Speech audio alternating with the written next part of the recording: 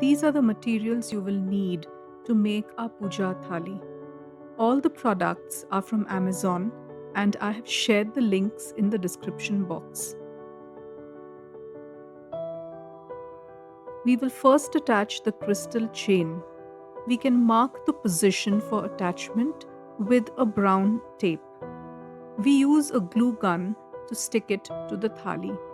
I love using these crystals because they shine in rainbow colors against light and are very lightweight as well. They are easy to glue.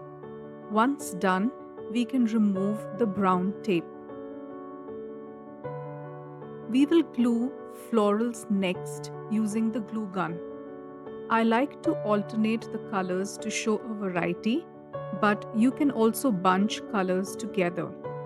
I have used beautiful pink and white as my color palette for this festival, but I will be changing it for Ganpati and Diwali using the same mirror platter.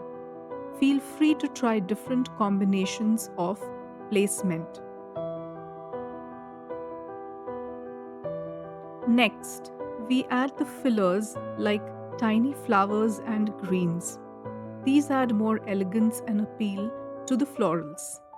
They can also cover up any blank spaces left in our floral composition.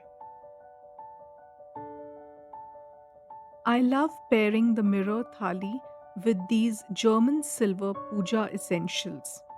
I feel the mirror adds more shine to it as it reflects the silver so beautifully.